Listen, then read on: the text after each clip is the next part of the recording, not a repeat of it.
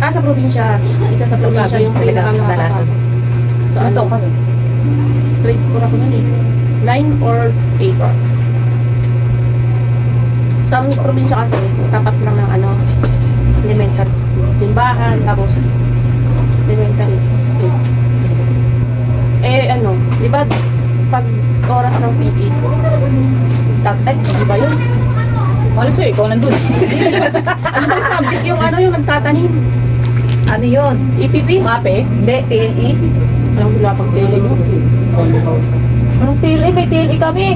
Grade 4? Grade 4. O, ba't sa'yo na yun?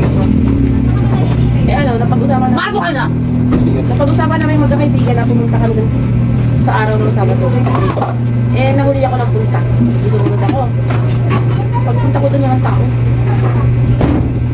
Tapos, may nakita akong malaking puno ng narang. Yung puno ng narang yun, yung sa likod nun, daan papunta ng syudad. Tumasan ba? Papunta ng parang, dabang tawag ng merkado dun. Palengke? Parang ganun palengke. Oo, palengke. May nakita akong dun eh. Sako na punong-puno ng panggatong. Tapos, meron siyang 4 na paa. Ng tao. Oo, mamatay man. Totoo yan. Tapos, yung kamay sa gitna, mga ganun-ganun siya habang naglalakad. Siyempre ako Hindi ko maintindihan. Yung paa naglalakad, walang katawan? Ano ba? Sako. Punong-puno ng kahoy. kahoy, panggatong. Tapos, di ba, nakahiga siya. Yung 4 na paa. Ng Nakalagay sa sako. Oo. Parang yun yung bumubuhat sa sako para maglakad. O tapos yung kamay niya, naglalakad. Oh? Oo. Baka di ko siguro. Oo, totoo yun. O, tapos? Siyempre ako bata ako, nabigla ako. Bakit? May ganong Kunyari, ito yung sako. Andito yung 4 na paa. Nandito yung 4 na paa. Ang tao yun Oh, tapos saan yung dito yung kamay? kamay? Dito sa gitna. Nakaganon. Hindi, nakaganon. Mga ganon. Sumasalakad din siya? Sumasabay siya sa Sa hakbang ng paa? Ew! Tapos nagulat ako bakit may ganong Ano yung papunta kayo? Hindi, papunta siya sa Padaan sa'yo? Oo, padaan. Kasi ako nasa baba ako ng eskwelahan, yun, mataas yun. Nara, eskwelahan. Tapos yung daan nandun sa pinaka, mataas, likod ng Nara. Papunta sa labasan. Siyempre, mapapaisip ka, bakit may ganong, tawag dito? Pitsura ng... Siyempre, first time mo makakita ng Ano ka lang doon? Lakad tao? Mag-isa lang talaga nangyari sa akin. Ano oras yun? Sa 4 na paa? Hapon. Alas 3? Oo. Natakot ako dun. Wala ako. Takbo talaga ako pa uwi, day. Pinagalitan pa ako ng auntie ko. Ba't ka pupunta na naman isa? Eskwelahan. Nagkaroon na ako ulitin. Sabi ko, bakit? May mga daw, may mga nakatira na hindi nakikita nakita ng ibang tao. Ganun ka? Ano? Kung may third eye ka, o baka na may hawak lang silang salamin, kaya pa lang nakikita mo. Hindi. Kasi makikita mo talaga kung tao o engkanto. O bakit yung sako 4 ang paa? Oo, ba't sako 4 ang paa? Tapos nakapatong pa ng ganyan, di ba? Tapos naglalakad yung sako. Di ba? Kaya sabi ng auntie ko, huwag kang pupunta sa eskwelahan na ikaw lang mag-isa. Kasi siyempre, probinsya yun, ang daming kakamukha din. Nakatira na, siguro dito sa Maynila, hindi nila alam yung ganun, na may ganun sa probinsya. May mga taong... Bakit sino ba yung mga nasa Maynila? Di ba galing probinsya lahat? Hindi, nung kapanahonan kasi natin, ano pa, mapuno. Ganun ka naman katanda. Mapuno kasi noon. Mapuno, tas konti pa lang yung bahay. Tas ano pa, Yung daan na yun, yung taas nung gubat. Papunta sila sa gubat. Oo, gubat. Tapos yung daan na yun, papunta ng labasan. Bago ka dumaan, tama. Gubat yung taas nun. Kaya, hindi ka lang bumalik ng sapon. Hindi na, kasi yun ang sa akin. Pero tapat lang ng... Nakatakot din kasi sa gabi ko. Kasi gilid ng bahay namin, nakita ko talaga na madilim. Walang kailaw-ilaw. Hindi ako dumadaan ng gabi doon. Ba't kailangan pupunta ng gabi doon? Kasi may daan doon sa eskwelahan, di ba? May daan doon papunta doon sa may dagat. Ang galing naman, no? Pataas, lugar, pasahid ka, dagat. Pero ilang minutes yun, 10 minutes bago ka makarating sa dagat. Bakit pa rin? Dahil mo mula dito hanggang dagat. 10 minutes. Yun yung pinaka... Papunta palengke. Oh. Ha? Saan yan? Palengke. Hindi. Abutin Ano ka ng probinsya nyo? Pinabakit daw sa amin. Eh di, ano ka, Waray? Abutin ka ng... Bakit ano, fluent ka na sa Tagalog? Kasi grade 4 pa lang nandito na ako. Ay, grade 5. 2004. Baga, unti na lang yung alam ko sa Waray. Pero nakakaintindi. Hindi ka na mag-waray ng ano. Pero doon, nag-waray sa salita nyo. Oo. Pwede ba makalimutan mo yung mula grade 4? Nakalimutan ko na eh. Oo, magsalita. Pero nakakaintindi ako. Ay na. Ewan ko, ganun ako. Talaga. Konta ka pa nga. Wala kasi nakakausap dyan. Na waray. Wala kang nakakausap na waray.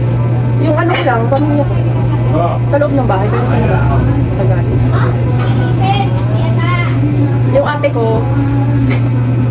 yun, nagsalita ng Waray. Kahit matagal na siya dito ako. Nasanay kasi ako. Tagalog. Ikaw may kababalat ng story. Nung bata ako, wala. Pero nung lumaki na, anak ko na si Isabel, meron. Saan? Doon kasi sa pinagkukuhaan na namin ng kalakal dati, di ba nakikita kami sa Luzon ng kalakal. Kumukuha kami ng kalakal. Doon pa, malayo. Sa farm mismo talaga siya. Umuwi na kami gabi. Ano kalakal? Kalakal, labong, tapos ano, gabi. Gulo nito. Kalakal, Bagula ka na yun! Pagkalakal, Kalakal kasi bote. kalakal sa amin. Ay, iba yun ang tagal. Kalakal Ano, yung mga sa amin. gulay. Oo, kalakal na gulay. Kalakal yung sa amin. Talagis ka talaga. kasi dito kasi pagkalakal, bote, Yung mga bote, oo. oo. Pero sa amin kalakal yung ano yun. Mga gulay. Gulay, oo. Balintang gulay, Balintang oo. gulay. Farm yun. Pinupuntahan namin. Malayo yung sa amin siguro. Baka hanggang bayan. Ganun, lalakad lang namin. Tapos, nabot kami ng alas 6 na ng kapit hapon na. Tapos, siyempre, kasi marami ng history na nangyayari doon. Marami nang nakakakita. Marami ng, ano, may pinakitaan nga doon, may tikbalang, may kapre, oo, ganun. Pero, first time pa lang din namin yung na-encounter yung ganun. Sabi ko sa'yo, Ilan kayo? mahangin. Kami magpipinsan. 6 kami. Lahat kayo nakakita? Oo. 6 kami. Ang liit lang ng daan. Perfect. Kasya kami sa daan. Talagang sabay-sabay kami. Walang nagpapaiwan. Hawak-hawak talaga yung ano. Bakit tayo nakita nyo? Yung kamay. Yung ano yung kawayan at saka yung mga mangga. Humahapa yun kahit walang hangin. Gumagalaw. Oo, gumagalaw siya. Talagang makikita mo talaga yung kawayan. Gumagalaw yung mahaba. Walang hangin yun ha. Ang init. Tapos bandang may kabayuan dati kasi doon na ano, puro kabayo doon. Pagdating namin doon sa kabayuan, nakaamoy na kami ng parang malangsa. Parang patay na. Parang patay. Di ba yun yung amoy na Nakakaamoy, oo. Nakakaamoy na kami ng usok, parang usok ng sigarilyo, gano'n. Sabi ko sa'yo, talagang yung lakad namin, hindi na lakad, parang tatakbo na. Pero sabay-sabay kami. Walang nagpapaiwan. Oo. Tapos, yung ginawa nung kapatid ko yung kita. Tinusok niya ng galing. Sabi ba, sabi ng matatanda, pagka may nararamdaman na kayo. Kasi talagang pinikilabutan ako. Tapos parang feeling namin na may sumusunod na sa amin. Kulang na nga lang, maglakad kami ng yung isa nakaganon, tapos yung isa nakaharap, tapos hahawakan mo na lang. Oo, kasi parang feeling namin may lumalakad na sa likod. Oo. Kaya ginawa ng kapatid ko. Gano'ng kalayo yung ano nyo? Tinakbo nyo? Malayo nga mula bayan hanggang dito. Ganun kayo katakot na nagalakad? Oo. Sa probinsya kasi ang daming kawalag na doon kaysa dito sa Manila. Oo. Tapos, Marami kang mararanasan dito. alam mo ba yung simbahan namin kahit sobrang Si layo? Pipay. Lalabas. Si Pipay. Saan? Alam mo yung simbahan namin kahit sobrang layo. As in, malayo talaga. Pag madaling araw, nadayo pa talaga namin yung doon. Sumasabay kami sa maraming tao. Kasi marami din nagsisimba talaga. Doon sa lugar na yun? Oo, sa lugar na pinagaluhan yun. nyo? Eh, di ba simbahan pala doon? Oo. Pati doon sa simbahan? Hindi. Malayo pa talaga yung simbahan pero dadaanan yung doon talaga yung pinaka-way. Parang Puro farm yun. Yung dadaanan mo, puro farm. parang ang hirap tumakbo pag Ano yung mga taga doon? Parang ang hirap tumakbo pag may ginagawa. Tabi-tabi yun ng Parang pinakamalawak. tagal ng ng Oo. takbo mo? Oo. Kasi yung hininga mo parang ang bigat. Yun, di ba nga sabi yung damit balik-balik, baliktad namin. Talaga gubad kayo doon? Gubad kami, baliktad namin yung damit. Talagang, hingal kami. Hindi na ako babalik kasi may naiwan pa kami mga kalakal. Hindi na talaga ako babalik. Sabi ko, ayaw ko na, bahala kayo. Sabi ko, yung bitbit namin kalakal, iniwan ko yun. Bahala kayo, iniwan namin yung kalakal. Alam mo, ang pinakadelikado sa barrio namin, lugar namin, dayo. Mga dayo. Ay, kasi hindi taga doon. Oo. Pag taga doon kakilala ka eh. O, kasi sabi ng mga kapatid namin, huwag kayong basta-basta kakain ng yung pagkain na inahain sa inyo na hindi nyo kaya. Experience ko nung ano, nung trabaho ko. Sa para siyang patay na. Tapos namin nagsara na. Tapos nagkatapos na natin mo. Ngayon yung titirahan namin bahay, pero sa taas. Tapos sa baba kami. Sa taas, lutuan, kainan, ay tulugan. Tapos nilasing na. Pagkatapos yung iba, yung hindi pa masyado kasi, makatataas na sila dito. Tapos kami, naglatag kami ng kampo. Yung akit na makaakyat, sobrang mabay-bay. Doon na kami nagsisigat kami. Tapos nung siguro hatong gabi na, biglang may ano sa akin, sumakal. Parang, di ba nakan ganyan, may gakan na yan. Tapos may umibabaw ng ganyan, sa babae. Tapos sumasakal na. Ang hirap yun kasi parang nababangungas ka. Paralysis. Tapos then, nakikita ko siya, diretso yung mata ko, pero yung katawan ko, hindi ko siya nagalaw. Kasi hindi ako makasigaw. Tapos parang, ano ko niya ako, nahihapon. Parang gano'n, yung takot, hindi ko ma-experience yung takot na nararamdaman ko nun. Sobrang grabe yung takot. Kasi ano, umikit ako, tapos natisal ako. Naman hindi pa ako natatapos, bigla siyang nawala. Bigla siyang nawala. Tapos biglang tumakbo ko dun sa taas. Kasi doon may ilaw. Doon yun, yan yung tutulugan namin. Walang ilaw, ano siya. Pinatagin ko mga kasama ko. Ganun. So, punta ako. Tumakbo ko. Tapos, iyak ako na iyak. Pero hindi, ano pa ako nun eh. Ano tawag dito? Yung magsisimba ka, pero hindi mo, wala sa ano yun si Lord. Pero at least, sa ulo ko yung ama namin. Ama namin. Wala lang, hindi ko pa rin siya inano na ano na parang hanapin ko lang si Lord. Parang dalawang beses ko na nangyayari sa akin. Sunod naman sa tabing dagat. Nakaitib ako. Kung kami sa dagat, nakaitib ako. Tapos ang ino. Para siyang holding way. Ganun din. Ganun din sa akin. Tapos sinakasakay sila.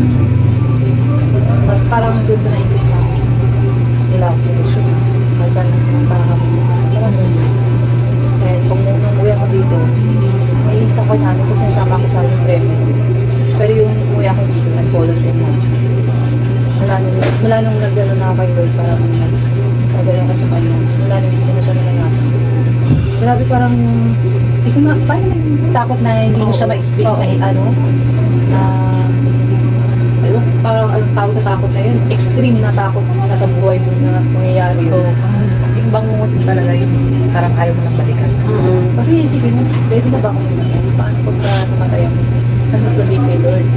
Pero yung ganyan, ano ginawa ko sa buhay? Di ba? Oo. So yung ganyan, pasaway po ako, Lord. Bakit ka nandito? Anong ginawa mo sa...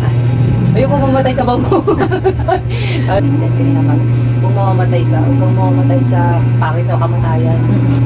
Kailangan mamatay ka dun sa ano, sa kapatay na ka lang. Tulog ka lang, no? Pero kung kaya yun, yung nagkasakit ka pa, gano'n. Pero yung namatay ka dahil sa pabango, sa saksak, no?